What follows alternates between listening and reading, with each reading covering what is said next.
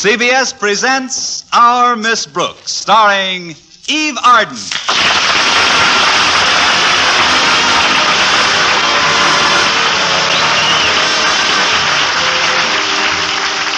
Our Miss Brooks is an English teacher at Madison High School.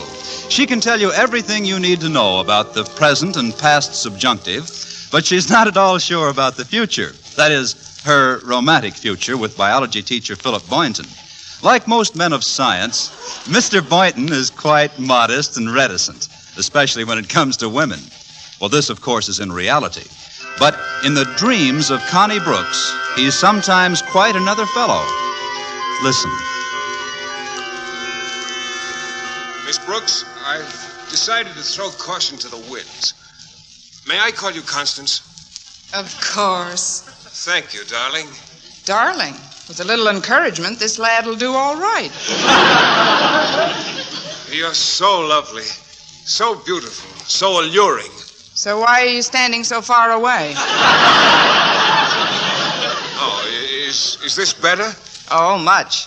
You're only 10 feet away now. If I get any closer, I'm liable to kiss you.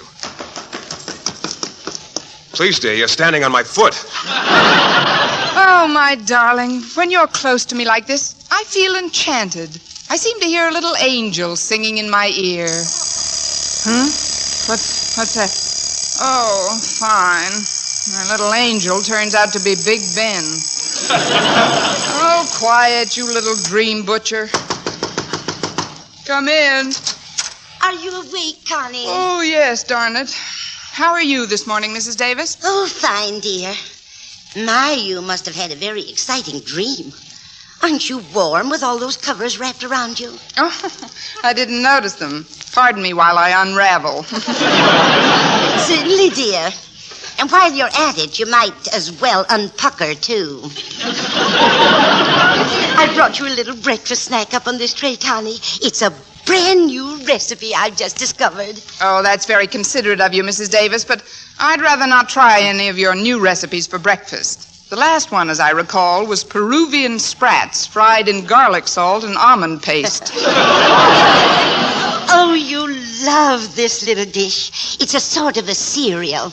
I got so tired of the ones that crackle and pop in your plate.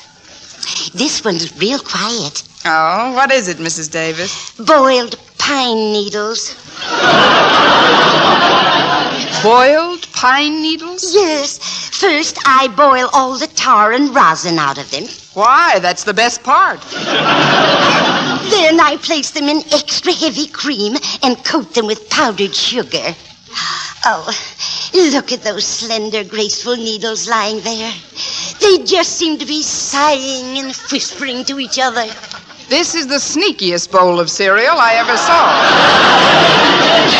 Oh, no, thanks, Mrs. Davis. I've got to get ready for school. Walter Denton's picking me up in his car this morning. Why, Connie, is your car in the shop again? Yes, Mrs. Davis. I dented my radiator pretty badly the other day. I got a ticket, too, for passing a car on the left. But that's not illegal, passing a car on the left. It is when the car's approaching you.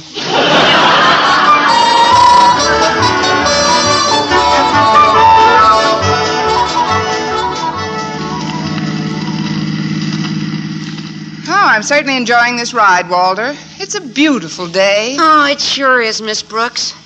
Notice anything different about the car? The car? Why, yes, the top is down, but... Walter, this wasn't a convertible. It was a club coupe with a hard top. Sure. Well, what did you do, take the top off? Oh, I didn't have to. It fell off. 12 of us went for a ride the other night. That's when it happened. 12? Oh, but that isn't safe, Walter. You shouldn't put 12 people in one car. Oh, they weren't all in the car, Miss Brooks. 6 of them were on top. That's why it caved in, I guess. I guess.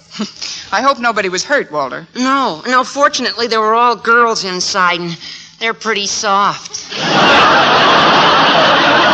Yeah, with the exception of girl softball players, you're right. Was Harriet Conklin with you that night? Oh, sure. I haven't been able to get rid of her for a month. She says she's in love with me. Love. That is either cynicism or sinus trouble. What's the matter matter with Harriet Conklin, Walter? Why don't you like her? Well, outside of her being the principal's daughter, there's nothing the matter with her, but she's always chasing me. It must be hero worship. Silly. Well, look, modest one, if I may make a suggestion, why don't you change your attitude toward Harriet? Be kindly but firm. In other words, make her realize that your association is strictly platonic. Oh, you mean like you and Mr. Boynton? Ooh. And without an anesthetic, too. I'm sorry, Miss Brooks. I know you're sort of fond of him, but he always seems so interested in his white mice and frogs and stuff. Gee, I like Mr. Boynton personally, but if you'll pardon my saying so, Miss Brooks, I think in certain matters he's real square. He ain't round. Well, here's Harriet's house, Miss Brooks. Will you excuse me a minute? I've got to take her to school, too. Her dad left earlier than usual this morning, so she's without a ride. Go right ahead, Walter. Oh, you don't have to come to the door, Walter. I'll be right there. Oh, okay, Harriet. Oh, who's that in the car with you, Walter? It's Miss Brooks, Mrs. Conklin. Who? Miss Brooks! That's what we school teachers need, publicity. Will you come up to the porch a minute, Miss Brooks? I'd like to talk to you about something. All right, Mrs. Conklin. Hello, Miss Brooks. We'll wait for you in the car. Okay, Harriet. Hello, Miss Brooks. Hello, Mrs. Conklin. What is it you want to tell me? Well, I've noticed how hard you've been working during the summer session, and I think a little vacation would do you a lot of good. Yes, I suppose it would, but... Mr. Conklin and I have a summer cottage up at Crystal Lake. Now, tomorrow, Saturday, is our anniversary, and I think it would be nice if you would come up to help us celebrate it. I won't say a word about it to Mr. Conklin. We'll surprise him. Could you come? Well, I really don't know, Mrs. Conklin. You see, I have a date with Mr. Boynton tomorrow. Oh, so much the better. Bring him along. You know, seeing how happy our married life is might give Mr. Boynton some ideas on the subject. Why, Mrs. Conklin, I don't know what you're driving at. Well, I've seen you look at Mr. Boynton, Miss Brooks, and when one woman sees another woman look at a man the way you look at Mr. Boynton, Miss Brooks, that woman knows that the other woman is thinking thoughts about that man that a woman has thought about a man since men and women were created.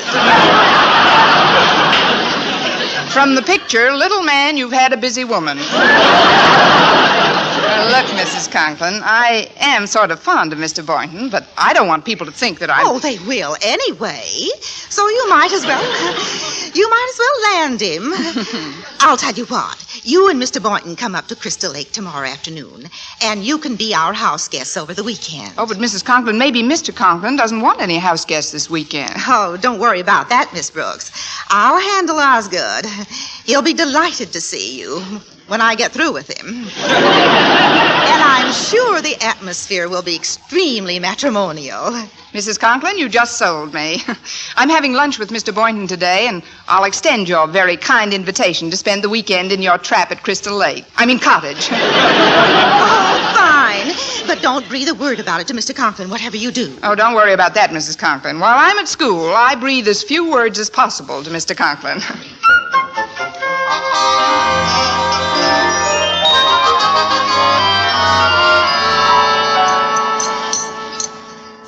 Well, how do you like the food in the school cafeteria this year, Miss Brooks? About the same as last year, Mr. Boynton. At least this beef stew is the same as last year. In fact, that's when I think it was made. Oh, this chili is pretty good. Would you pass the catsup, please? Oh, surely. I think the salt and pepper are over on your side, too. Salt and pepper on chili? Well, I like things well seasoned. Would you pass the horseradish, too, please? Here you are. Oh, thank you. Now, a little mustard, and I'm all set. For the coroner. What do you drink with your lunch, Mr. Boynton? A lit can of Sterno? I'm afraid I have a cast iron stomach, Miss Brooks. Really? Who helped you carry it to school? I've always liked hot dishes, Miss Brooks. I think spicy things enhance a meal tremendously. That goes for living, too, doesn't it, Mr. Boynton? What do you mean, Miss Brooks? Mr. Boynton, instead of our usual Saturday night date, how would you like to go away and spend a weekend together? Oh, what a shame, Mr. Boynton. You've got chili all over your red tie. But I'm wearing a blue tie. It's red now. I didn't mean to shock you like that, Mr. Boynton. I just thought it would be nice to get away for a while. Say, up to Crystal Lake. Oh, but... Check your motorboat, mister. Look, Mr. Boynton, Mrs. Conklin has invited us up to their summer cottage because tomorrow's their anniversary and she wants us to help them celebrate. Well, I wouldn't want to deprive you of any fun, Miss Brooks, but... Good. What time will you pick me up tomorrow? Well, I guess I might as well be a good sport. I'll call for you at 10 o'clock. Fine. Pardon me, Miss Brooks. Mr. Boynton. Oh, hey, hello, Mr. Conklin. At ease. On your way back to class, Miss Brooks, I'd like you to stop in my office for a moment. There's something I'd like to discuss with you. Certainly, Mr. Conklin. I'll be there in about 10 minutes. Very well. As you were. You'd never know Mr. Conklin spent some time in the Army, would you? Mr. Conklin was a major in the last war, Mr. Boynton. He served for 5 years. Was that so? In what theater? Low state. He sold war bonds in the lobby. Of course, from the shape of his head, I could have sworn he spent some time in the Pentagon building. I wonder what he wants to see me about. Or maybe it's that promotion to the head of English department you've been hoping for. Yes. Or he might have reconsidered about giving me a couple of weeks off with pay. Or maybe the raise that's due me next season is going to be made retroactive to include the summer session. Or maybe he's just going to do what he always does, hit me across the back of the neck with a bag of hot stones.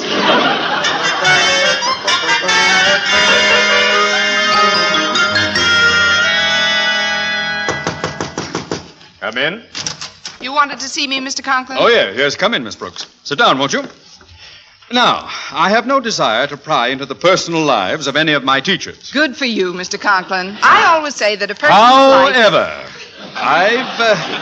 I've noticed that lately you're spending quite a bit of time both in and out of school with Mr. Philip Boynton. People are beginning to talk. What people, Mr. Conklin? Well, members of the school board. They're still considering you as a possible new head of the English department. You know how they feel about fraternization among the faculty at Madison, Miss Brooks. And well, it would be different if you were married or even engaged to Mr. Boynton. But, Mr. Conklin, how can one ever get engaged if one doesn't fraternize with one, or one more than one, if necessary, to find the right one? That is your problem, Miss Brooks. Now, I'm not asking you to stop seeing Mr. Boynton completely, but I do wish you'd think twice about your public meetings. Maybe you could... Find a hideaway? Miss Brooks, that's not what I had in mind at all. Me either, but don't knock it until you've tried it. That is, I wasn't going to... Now, my anniversary is tomorrow, and I'm going to surprise Mrs. Conklin with a little trip to Crystal Lake. We have a cottage there, you know. Yes, I know. And if I could feel that your conduct over the weekend was above reproach, well, I'd enjoy my little vacation that much more. Oh, don't worry about Mr. Boynton and myself, Mr. Conklin. Believe me, you won't hear a thing about us. You,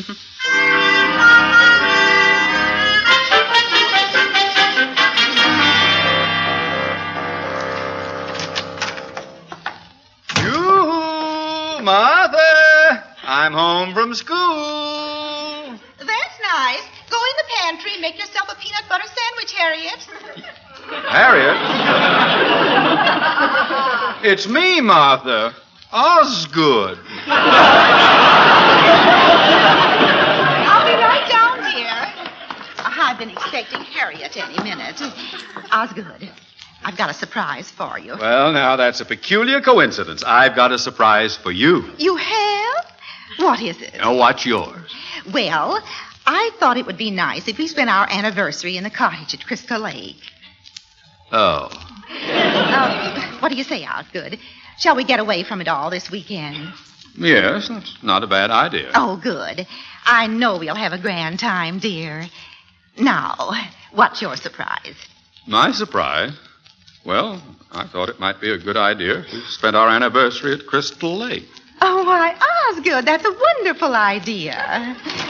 Hello, Mom. Hi, Dad. Oh, hello, Harriet. Now, if you'll both sit still for a moment, I'll acquaint you with my rarest scheme of the season. I mean, this is rare. What's rare, dear? Tomorrow's your anniversary, right? That's right. Where do you think you're going to spend it? You'll never guess, so don't even try. In our summer cottage at Crystal Lake. Crystal Lake? Why, Harriet, that's a wonderful idea. Isn't it, Osgood? It must be. Everybody's getting it.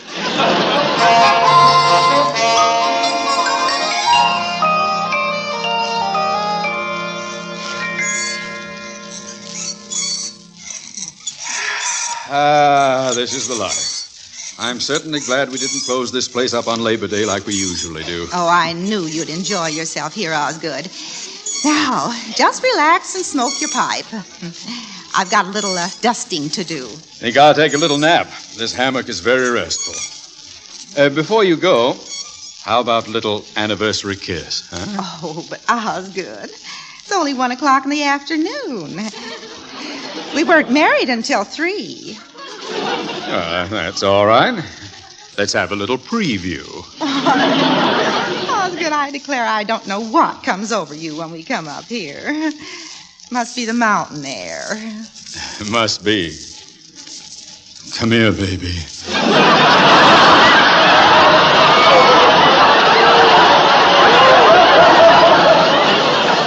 Hello there, you two.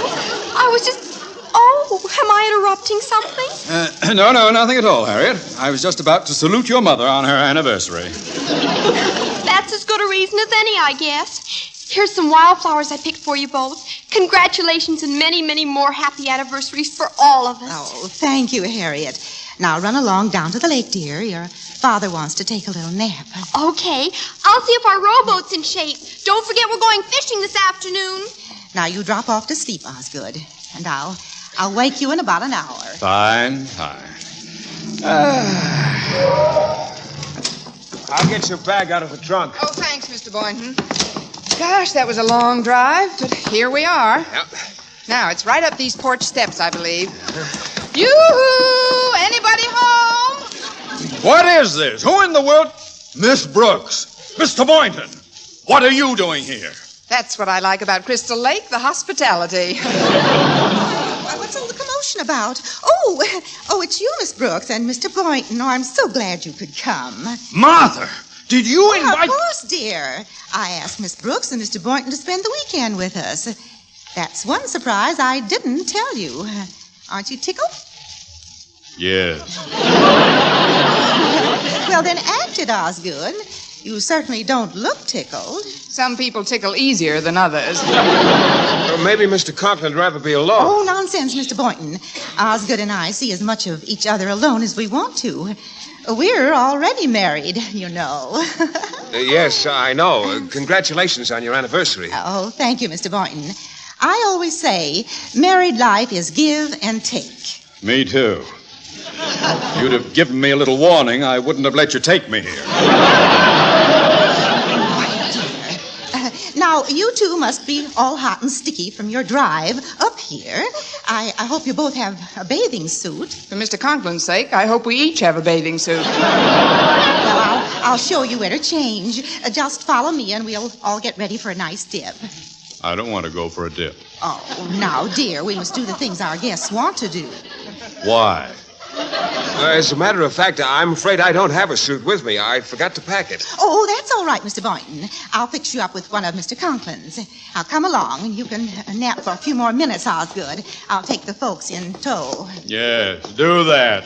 He sounds like he'd like you to tow us about 3 miles and then sink us. You just go right in here, Mr. Boynton. You'll find a bathing suit in the bottom drawer of that dresser. Oh, thanks, Mrs. Conklin. Now, here's the guest room. You and my daughter, Harriet, are sharing it for the weekend. Oh, is Harriet here for your anniversary, too? Yes. Oh, she's so devoted. Been like a daughter to us. Well, that's a coincidence. Now, before I leave you, dear, I want you to know that I planned this weekend for your sake more than anybody's. So I want you to take advantage of it. Oh, that's really very kind of you, Mrs. Conklin. Remember, all you have to do is keep close to Mr. Conklin and myself. Then when Mr. Boynton sees how happy we are, I'm sure he'll start thinking of marriage as the jolly institution it is. Well, what do you say? Are you game? Looks like Mr. Boynton's the game, but I'll take a shot at him. Or it is. You know, I really do like the guy, Mrs. Conklin. I know you, dear, my dear. Now, one more thing. In addition to our example, I think you should show your domesticity as well. So tonight, I want you to cook the dinner. Me? Oh, definitely. What dish do you prepare best? Soup. What kind? Campbell's. Well, I think something you cook yourself might make a better impression on Mr. Boynton. I know. You can barbecue some spare ribs for dinner. Now, get into your suit and I'll see you on the porch. Oh, isn't this fun? It's just like a fox hunt. Tally-ho and yoicks. Tally-ho to you, Mrs. Conklin. And I hope we all don't make a bunch of yoiks out of ourselves.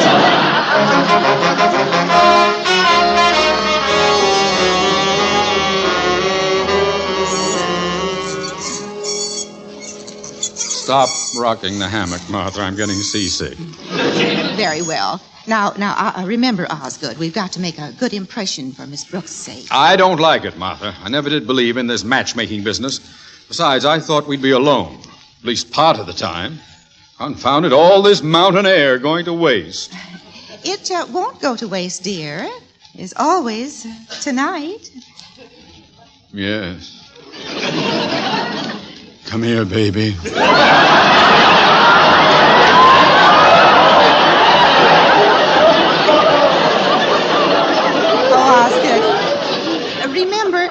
Remember what I used to call you when we were first married? Yeah. Call me it again, Martha. All right. Sugar cookie. Am I really your sugar cookie still? Well, your icing's a little whiter, but... Miss Brooks, where did you come from? Hello, Miss Brooks. My, what a lovely bathing suit. One piece, isn't it? Yes, it is. Look at Miss Brooks' bathing suit, Osgood. That's long enough. Miss Brooks, be sure and tell Mr. Boynton you made the suit yourself. Men love practical women. Oh. Hello there. Everybody all ready? Oh, it's Mr. Fox. Mr. Boynton, I mean. Why, Mr. Conklin's suit fits you perfectly, Mr. Boynton. Don't you think so, Miss Brooks? Yes, it's very nice. Aren't the sleeves a little wide at the wrist? That is one of my older ones. That's quite a suit you have on, Miss Brooks. She made it herself. Didn't you, dear? Yes, out of an old stocking and some pen wipers. Let's go down to the lake, huh?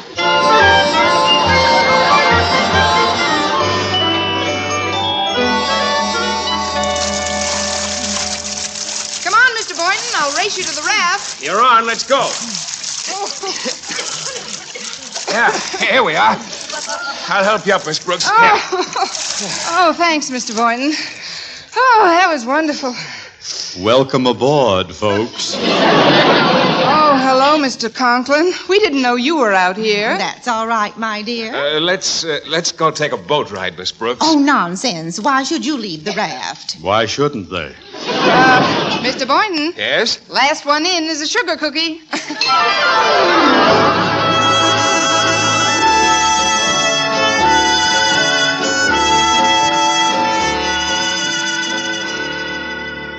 We've been walking along the shore for quite a ways, Mr. Boynton. Just where is this little pier where the man rents the boats? Oh, it's right up ahead, Miss Brooks. He's got several different kinds of small craft. Personally, I think that flat bottoms are the best. Oh, you do? Well, that's what's nice about America. You can think what you like. Hi there, folks.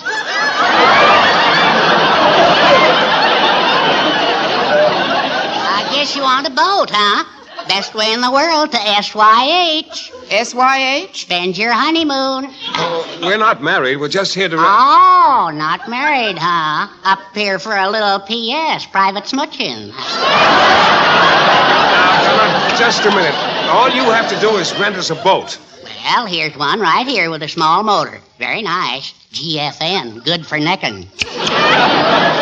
We're not going to do anything of the sort. WSS, who says so? BT, bashful type.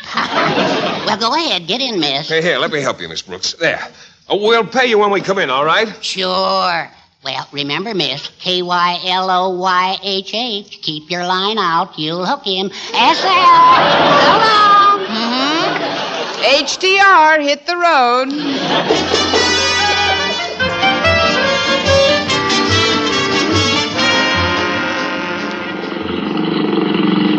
How do you like the ride, Miss Brooks? Oh, it's very nice, Mr. Boynton. I think we better turn around now. We're pretty far from the pier. Hey, that's funny. The steering wheel seems to be stuck. It does?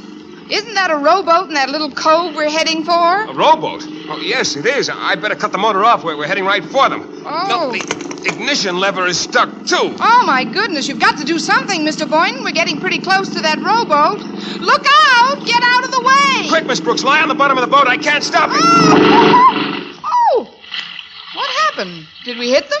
No, thank heaven. We just missed them. Oh, we're terribly sorry, folks. Oh, that's all right, Miss Brooks.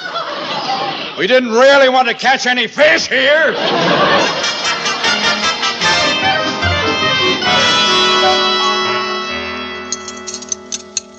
Oh, I love eating out in the open air. I'm sure that the spare ribs Miss Brooks barbecued will be delicious. Don't you think so, Osgood? I think I should have made them. My barbecue. But Mr. Boynton will enjoy them so much more because Miss Brooks did it. Won't you, Mr. Boynton? Well, yes, I suppose Here I they would. are, folks. I hope they turned out all right. I fixed a plate especially for you, Mr. Boynton. Thanks, Miss Brooks. Well, let's fall to, everyone. Oh, I'll bet they're delicious. Might as well taste it. What is this, anyway? No good? It tastes like charcoal. Did you do what I told you, dear? Barbecue the ribs slowly with a nice, smooth, glowing bed of coals. Certainly, I had a lovely bed of glowing coals right over the ribs. I'm going into the house and cook myself an egg. Wait, dear, I'll fix you something. You can't cook any better than she can. But, Daddy, this is your anniversary dinner. Yes, dear. Let's be cheerful. Oh, how we danced on the night we were wed. Anniversary my foot. I'm going inside. We danced and we danced, but she wouldn't drop dead.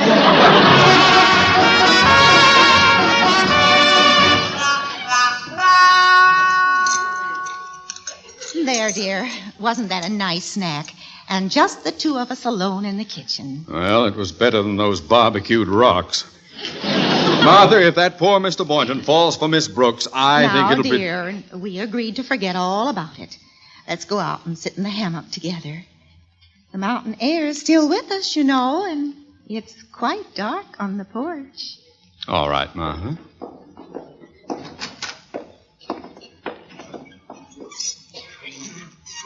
What's this? Who's that in the hammock? It's us, Daddy. Us? Harriet and me, Mr. Conklin. Happy anniversary. Hey, it's Walter Denton, Daddy. He got here while you were inside. I invited him yesterday to surprise you. This is the last straw. Now, calm down, Osgood. Remember your blood pressure. It gives him kind of a purpley look, doesn't it? I've got to be calm. Let's go for a little stroll, Martha. Maybe we'll run into Mr. Boynton and Miss Brooks somewhere. I doubt it, Mr. Conklin. We're at the other end of the hammock. Oh, no. I'll be all right. I'll be fine.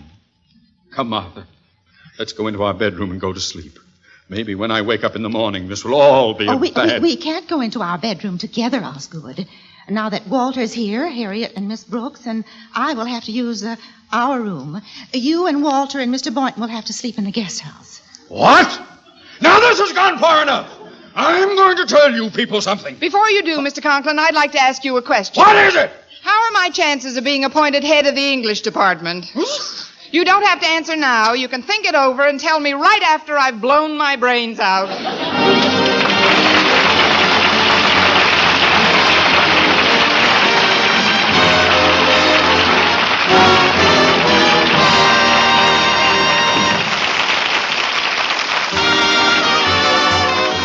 Our Miss Brooks, starring Eve Arden, is produced by Larry Burns, written and directed by Al Lewis, with music by Wilbur Hatch. Mr. Boynton was played by Jeff Chandler, Mr. Conklin by Gale Gordon.